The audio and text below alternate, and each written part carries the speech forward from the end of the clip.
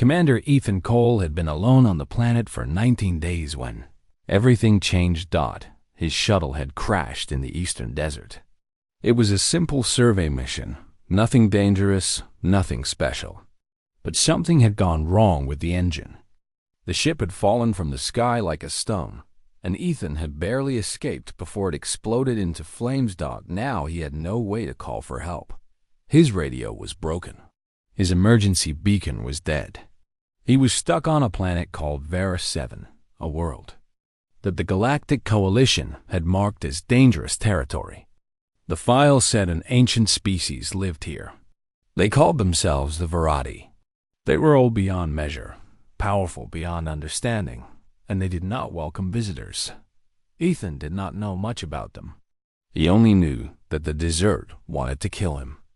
The silver sands stretched in every direction, endless and cruel. The twin suns burned overhead during the day. The nights were so cold that ice formed on his suit. His water was running low. His food was almost gone. Each day, he walked toward the mountains in the distance, hoping to find shelter, hoping to find anything that might save his life. On the 19th day, he heard a scream. It was high and sharp, the unmistakable cry of a child in terror. Ethan stopped walking. He listened. The sound came again, carried on the hot wind. It was coming from beyond the next ridge of dunes. He should have ignored it. He was weak. He was dying. He had barely enough strength to save himself, let alone anyone else. But Ethan Cole had never been good at ignoring people who needed help. His mother had always said it was his greatest strength and his greatest weakness. He climbed the dune. On the other side, he saw her. She was small, maybe 4 feet tall, with skin that shifted colors like oil on water. One moment it was deep purple. The next it was midnight blue. She had 4 eyes arranged in a diamond pattern on her face, and they were wide with fear. She was waist deep in what looked like solid ground, but she was sinking. Her arms thrashed wildly as she tried to pull herself free. Ethan recognized the danger immediately. Quickite. He had read about it in the planetary files before the crash. It was a mineral compound that looked like normal sand but behaved like quicksand. Worse than quicksand. It pulled harder, sucked faster, and showed no mercy. The child screamed again. She was sinking to her chest. Now. Ethan threw off his pack. He pulled the emergency tether from his belt, a thin but strong rope that every survey officer carried. He ran toward the edge of the quickite pit, feeling the ground shift beneath his boots. It groaned like a living thing, hungry and waiting. He threw himself flat on his stomach at the edge. This would spread his weight, keep him from sinking.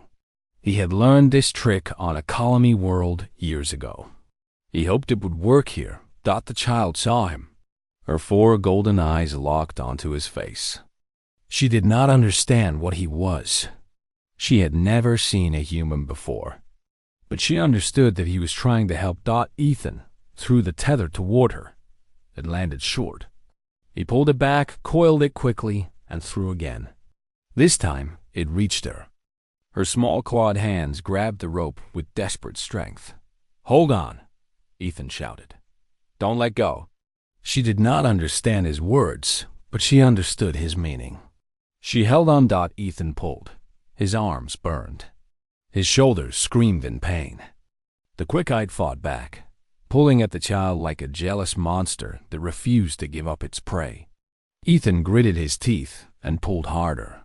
He dug his boots into the more stable sand behind him. He braced himself and heaved with everything he had. The child moved an inch, then another. Then she stopped. The quickite was winning. Ethan felt despair wash over him. He was too weak. He had not eaten properly in days. His body was failing him. But then he looked at the child's face. He saw the fear in her 4 golden eyes. He saw how young she was, how small, how helpless. He thought about his own daughter back on Earth. She was 7 years old. Her name was Maya. He had not seen her in 8 months. He might never see her again, but this child's father might see her again. This child's mother might hold her again. If Ethan could just pull a little harder. He found strength he did not know he had. It came from somewhere deep inside him, from a place beyond muscle and bone. He roared with effort and pulled. The rope bit into his hands. Blood began to flow from his palms. He did not care. He pulled again. The child came free. She burst from the quickhide with a wet, sucking sound and tumbled onto solid ground. Gray sludge covered her entire body. She coughed and gasped for air. Ethan collapsed beside her. His chest heaved. His hands were bleeding. His arms felt like they were made of water. But the child was alive. She was breathing. For a long moment, neither of them moved. Then the child sat up. She looked at Ethan with wonder in her 4 eyes. She had never seen a creature like him before. His skin was so pale, so soft, so strange. He had only 2 eyes, and they were a color she had never seen. Blue, like the sky after a storm. Slowly, carefully, she reached out and touched his face. Ethan flinched but did not pull away. Her touch was gentle. Her clawed fingers traced the line of his jaw, the curve of his cheek. She made a soft sound, something between a question and a sigh. "It's okay," Ethan said. His voice was rough and tired. "You're safe now." She did not understand his words, but she understood his tone. She understood kindness when she heard it. Ethan reached for his water bottle. It was almost empty. He had maybe 2 days of water left. After that, he would die of thirst in this silver desert. He held the bottle out to the child. She hesitated. Then she took it and drank. The water ran down her chin, washing away some of the gray, quick-eyed sludge. When she finished, she tried to give the bottle back. Ethan shook his head. "Keep it. You need it more than me." It was a lie. He needed it just as badly. But she was a child, and children should not die in deserts. And some things mattered more than survival. The child clutched the bottle to her chest. Her 4 eyes blinked at him in sequence, one after another. Then she stood up on shaky legs and began to walk away. She looked back once. She made a sound that might have been "thank you." Then she disappeared over the ridge of dunes. Ethan lay in the sand and watched the twin suns move across the sky. He wondered if he would live long enough to see them set. He wondered if anyone would ever know what he had done here. It did not matter, he decided. The child was alive. That was enough. He closed his eyes and waited to die. The child's name was Siriketh, and she was the youngest daughter of the most powerful being on the planet.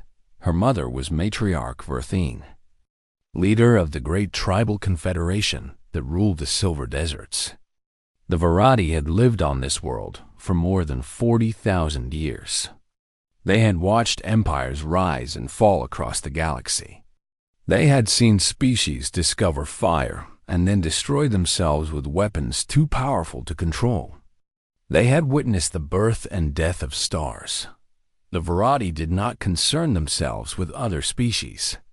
They called them mortals, these brief creatures that live for mere decades or centuries. To the Varadi, who lived for thousands of years, the mortals were like mayflies. They appeared, they buzzed about with great urgency, and then they were gone. What was the point of knowing them? What was the point of caring? Siriketh stumbled into her tribe's camp as the twin suns began to set. She was covered in dried quick-eyed sludge. Her legs were shaking, but she was alive, and she was carrying a strange bottle made of materials the Varadi had never seen. The guards rushed to her. Her older brothers came running. Her mother emerged from the great tent at the center of the camp, her 6 eyes filled with worry. What happened? Verthine demanded. Her voice was deep and resonant, like thunder rolling across distant mountains. "Where have you been?" Siriketh told them everything. She told them about wandering too far from camp, about falling into the quick-eyed pit, about sinking into the hungry sand. She told him about the strange creature that had appeared on the ridge. She described his pale skin, his two small eyes, his soft hands with no claws. "He threw me a rope," she said. "He pulled me out. He was so weak, Mother. I could see his bones through his skin. But he pulled and pulled until I was free." Verthine listened. Her face showed nothing, but inside she felt something she had not felt in centuries. Confusion. Then what happened? She asked. He gave me water. Sirikith held up the bottle. He was dying of thirst. I could tell. His lips were cracked and his eyes were cloudy. But he gave me his water anyway. The elders of the tribe had gathered now. They muttered among themselves. This story made no sense to them. Why would any creature give away its water? Why would a dying being waste its final strength saving a stranger? He was mortal, one of the elders said. His name was Kethvar, and he was nearly 4,000 years old.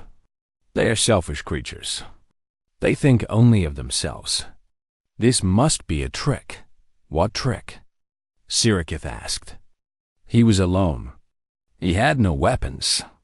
He could barely stand. Perhaps he wanted a reward, another elder suggested. Perhaps he knew who you were. He did not know, Sirikith said firmly. He did not ask my name. He did not ask for anything. He just helped me. And then he closed his eyes and waited to die. Silence fell over the gathering. Verthine looked at her daughter. The child was young, only 30 years old, barely more than an infant by Virati standards. But she was not lying. The Virati could always tell when someone was lying, and Sirikith was telling the truth. "Send scouts," Verthine ordered. "Find this creature. Bring it to me." The scouts left immediately. They searched through the night and through the next day. The Silver Desert was vast, and the mortal could have wandered in any direction. But on the third day, they found him. He was huddled in the shadow of a rock formation, barely breathing. His skin had turned red from the sun. His lips were so cracked they were bleeding. He had not eaten in days. His body was shutting down, organ by organ, as it tried to conserve enough energy to keep his heart beating. The scouts stood over him and did not know what to do. He was mortal. He was nothing. He would be dead in hours anyway. What was the point of saving him? But the matriarch had given orders. So they picked him up, as gently as they could, and carried him back to camp. Ethan Cole woke briefly during the journey. He saw shapes moving around him, tall and powerful, with skin that shifted colors in the light. He thought he was dreaming. He thought he was dead. Then he saw 4 golden eyes looking down at him, and he heard a voice that sounded like music. "You live," Sirikith said. "I found you. I brought my family. You are going to be okay." Ethan tried to speak, but his throat was too dry. He tried to reach for her, but his arms would not move. So he just looked at her, this strange child he had saved, and he smiled. Then he lost consciousness again.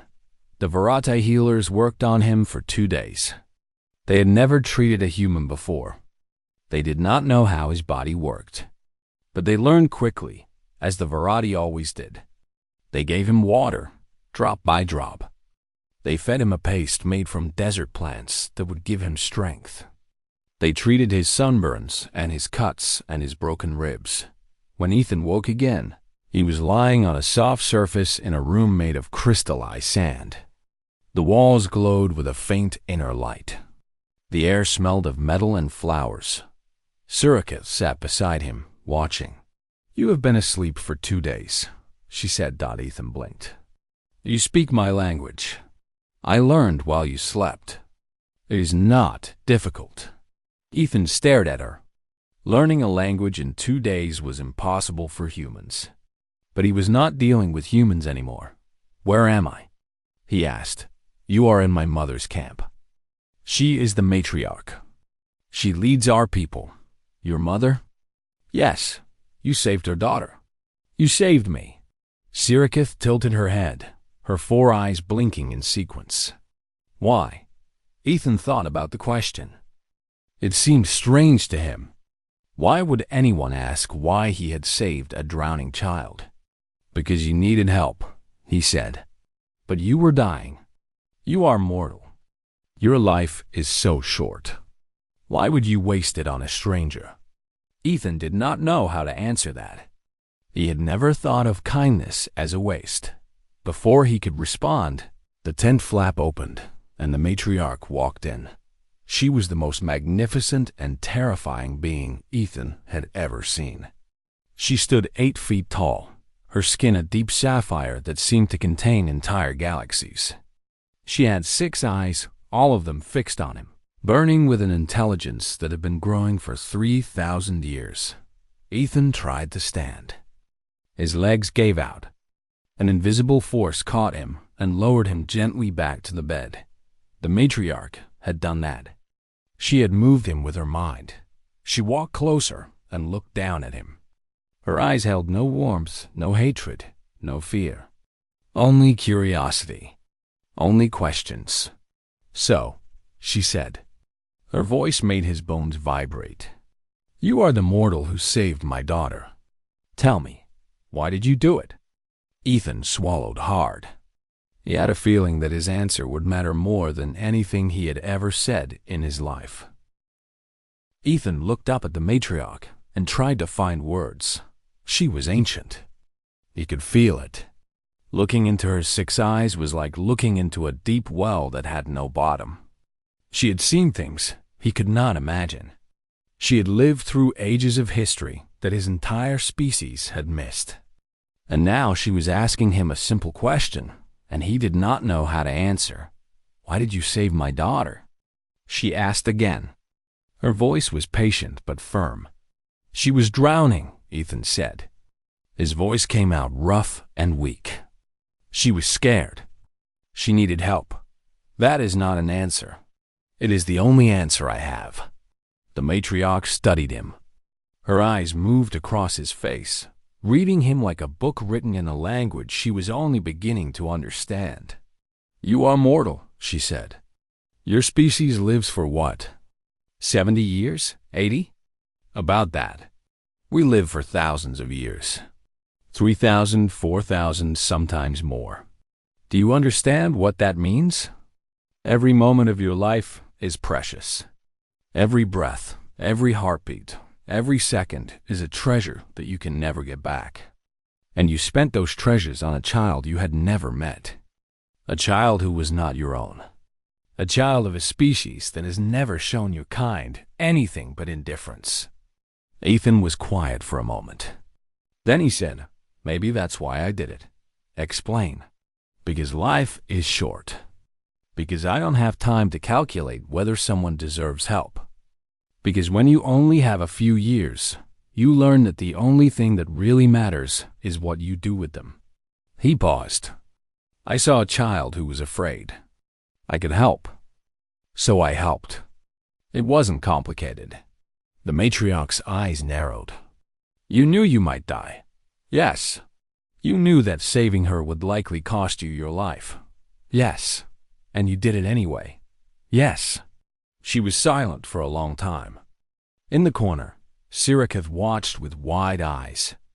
She had never seen her mother like this. Verthine was always certain, always confident, always in control. But now she seemed lost. I have lived for 3,000 years, the matriarch said slowly. I have watched the mortals come and go. I have seen your empires rise and fall.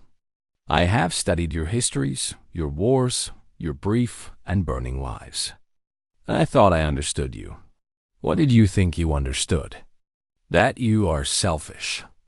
That your short lives make you desperate. That you grab and take and hoard because you know your time is running out.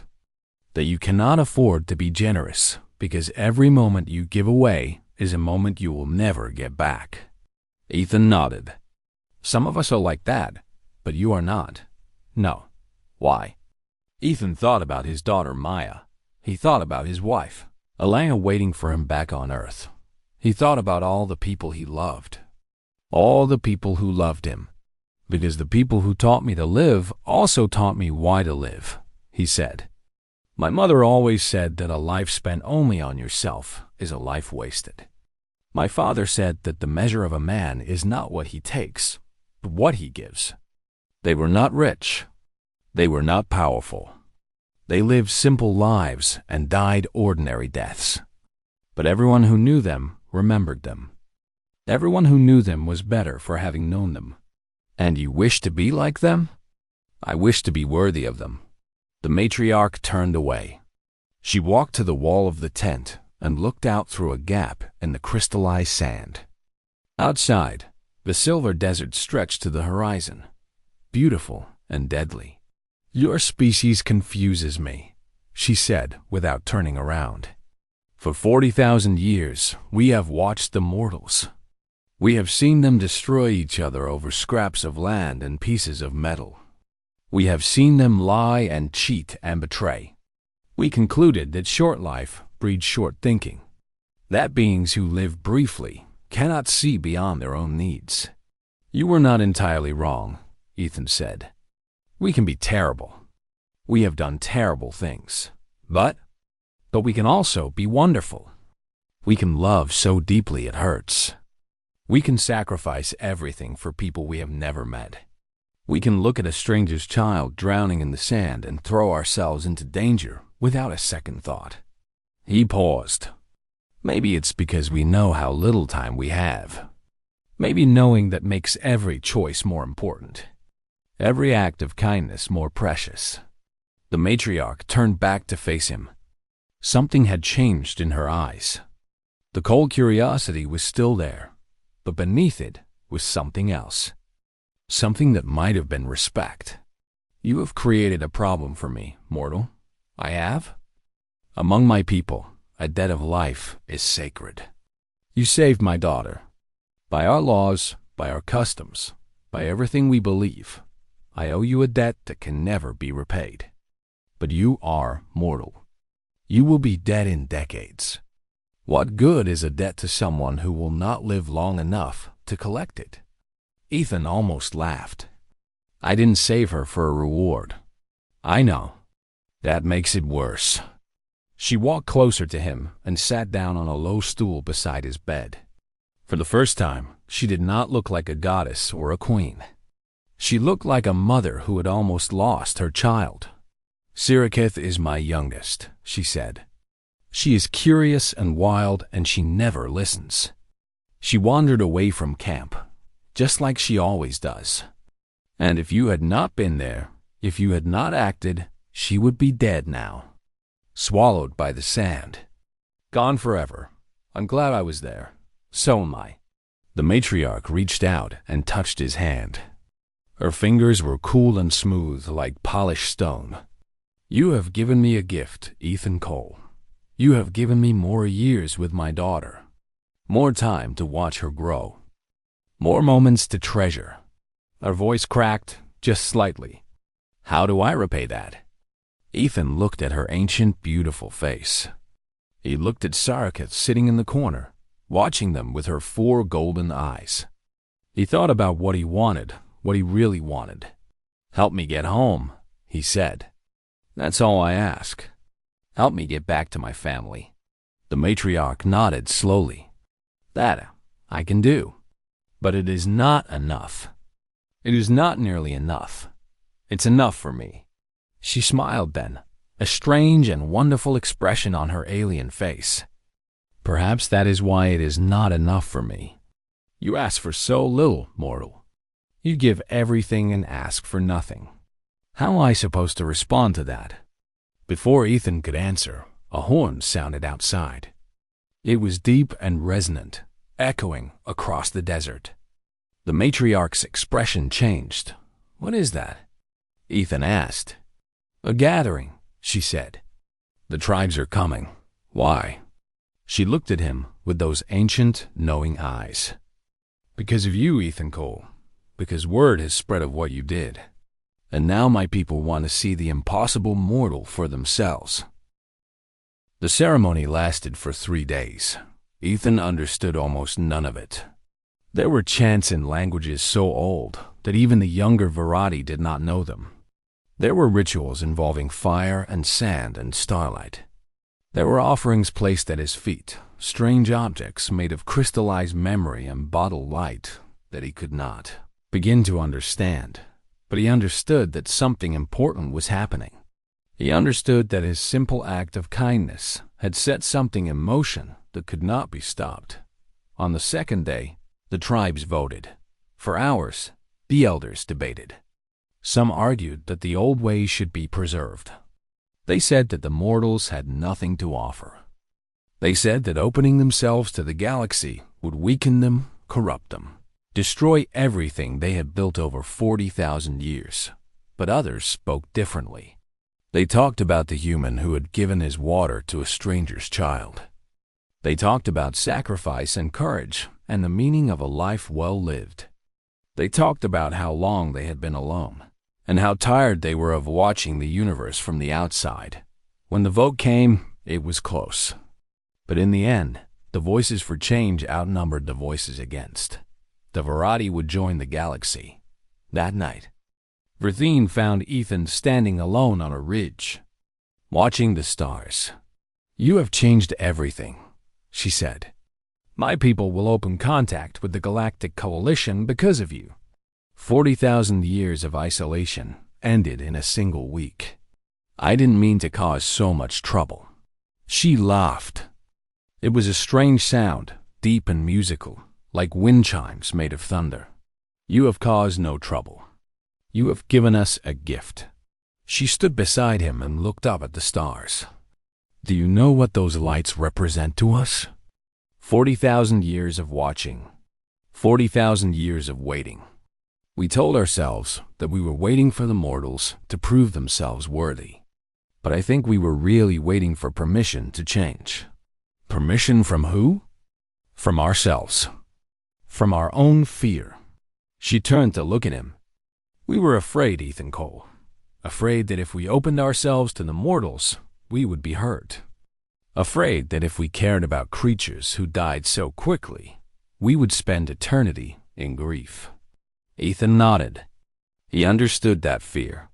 He had felt it himself, on a smaller scale. He had lost friends, lost family members, lost people he loved. The pain of loss was terrible. It was easier to close yourself off, to stop caring, to protect your heart behind walls of stone. "But you showed us something," Verthine continued. "You showed us that caring is not a weakness. That loving something brief does not make the love less real. That a mortal who gives everything has more courage than an immortal who gives nothing." "I'm not brave," Ethan said. "I'm just a survey officer who crashed his shuttle in the wrong desert. And I am just a mother who almost lost her daughter." She smiled at him. "Perhaps that is all any of us are. Just people doing our best with the time we are given." On the third day, a shuttle descended from the sky. It was a coalition rescue ship. Ethan's emergency beacon had been recovered from the wreckage of his shuttle, and the signal had finally been traced. His people had come to bring him home. The entire gathering watched as the ship landed. Thousands of Virati stood in silence as the door opened and human soldiers stepped out. They looked around at the crowd of ancient beings and could not hide their shock. Ethan walked toward the ship, but he stopped halfway. Sirikith ran to him. She threw her small arms around his waist and held on tight. "Will you come back?" she asked. Her 4 eyes were bright with tears. Ethan knelt down to look at her face. He remembered how afraid she had been in the Quickeye pit.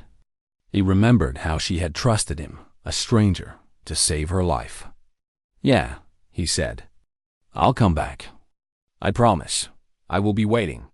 He hugged her one more time. Then he stood and continued toward the ship.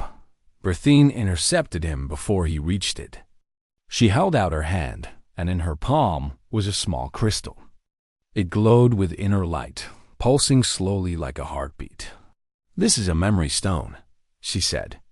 "It contains everything we know about the universe, our history, our science, our understanding of the stars and the forces that govern them. It is the accumulated knowledge of 40,000 years. Ethan stared at it.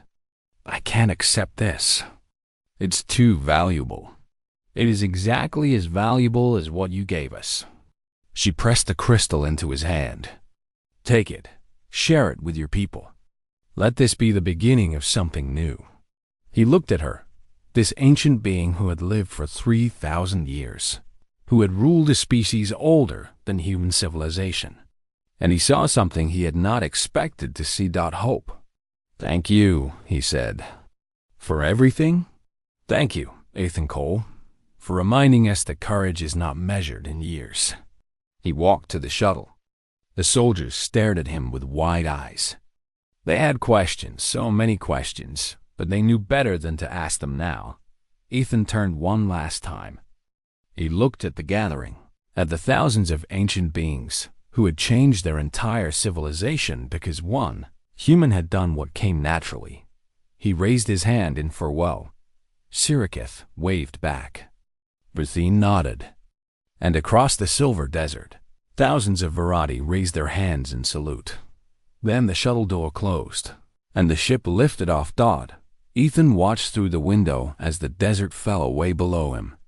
He watched the camp grow smaller, the gathering become a smear of color, the world itself become just another ball of rock spinning through space.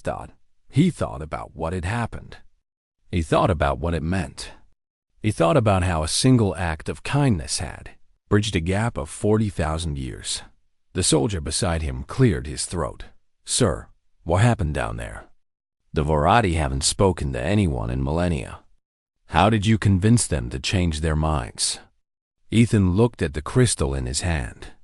It contained more knowledge than all of human civilization had ever produced. And he had received it for free, simply because he had saved a child's life. I didn't convince them of anything, he said. I just reminded them of something they forgot. What?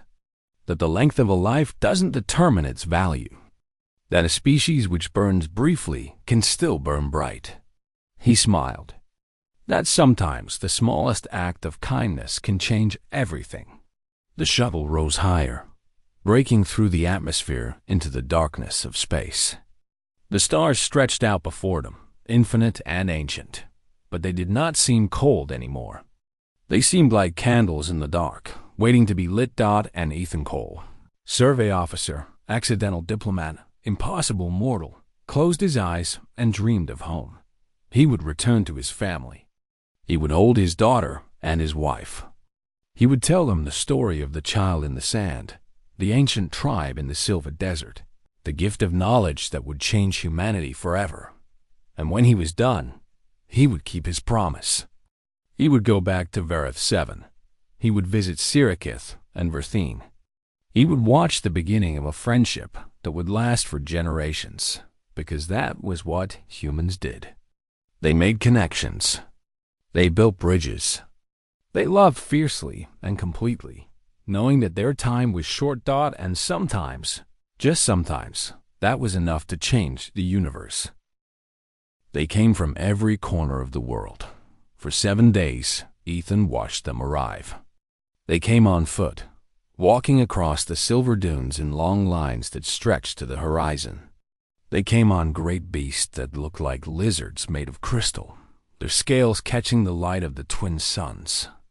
They came in vehicles that floated above the sand, humming with energy that Ethan could not understand. The Virati were coming to see him.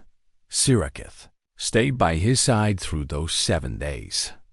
She taught him words in her language. She told him stories about her people, their history, their beliefs. And she explained why so many were coming. We have not gathered like this in 2,000 years, she said. The last time was when the skyships came. Skyships? Your galactic coalition. They sent ambassadors. They wanted to trade. They wanted to study us. They wanted to include us in their great union of species. Sirikith made a sound that might have been laughter. My mother's grandmother sent them away. She said we had nothing to learn from mortals.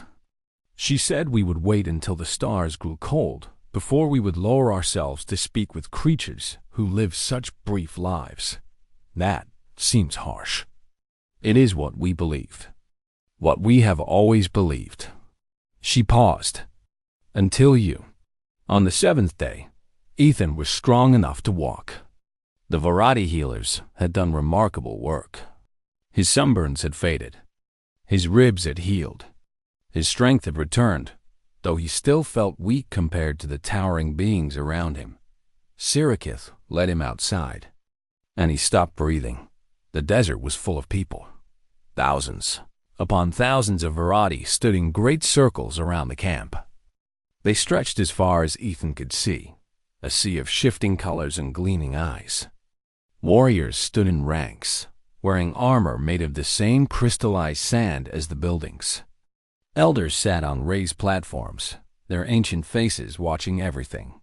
Children peered between their parents' legs, pointing at the strange pale creature who had emerged from the tent. Ethan had never felt so small. They came to see you, Sirikith whispered. All of them. From tribes that have not spoken in centuries. From settlements so far away they are only legend. They came because they heard the story. What story? The story of the mortal who gave his life for a stranger's child. Ethan looked at the crowd. Every eye was on him. Every eye was on him.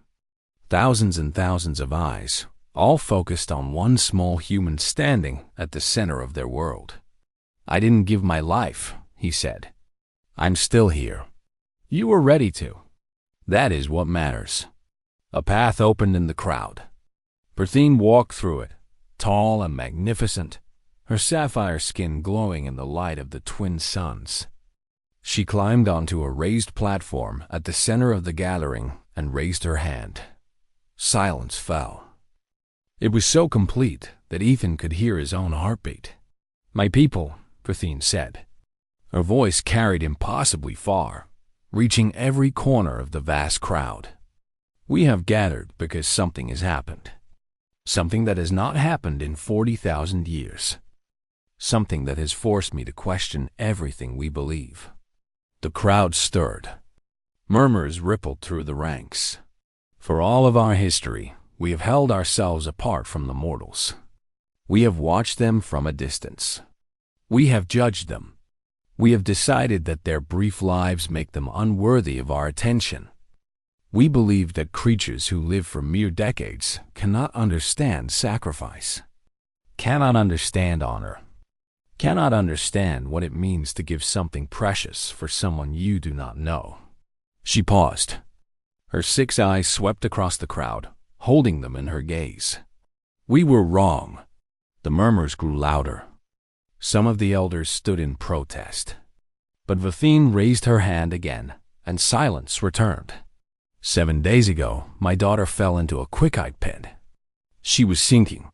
She was dying. An immortal saved her. She pointed at Ethan. Every eye in the crowd turned to him. This creature is human. His species lives for 70 or 80 years. To us, that is nothing. A blink of an eye. A breath of wind. And yet, when he saw my daughter drowning, he did not hesitate. He threw himself toward danger. He pulled her free. He gave her his water, knowing that without it he would die. She stepped down from the platform and walked toward Ethan. The crowd parted around her like water around a stone. I asked him why he did it, she said. I asked him why he would waste his precious, brief life on a stranger. Do you know what he said? Silence. The crowd waited. He said it was not complicated. He said he saw a child who was afraid, and he could help, so he helped. He did not calculate whether she deserved his sacrifice. He did not ask what he would receive in return. He simply acted. She stood before Ethan now, towering over him, looking down at him with those ancient eyes. We have lived for 40,000 years, she said. We have accumulated wisdom beyond measure. We have seen civilizations rise and fall. And in all that time, we convinced ourselves that the mortals were beneath us. that their short lives made them selfish and small. She reached out and placed her hand on Ethan's shoulder. Her touch was gentle, almost tender. But we forgot something. We forgot that the length of a life does not determine its value. We forgot that a creature who knows it will die can choose to spend its precious moments on others. We forgot that sacrifice means nothing if you have nothing to lose. She turned back to the crowd. This mortal had everything to lose. His few remaining years. His chance to see his family again. His hope of survival. And he gave it all away for a child he had never met. For a child of a species that had never shown him kindness. Her voice rose, filling the desert with its power.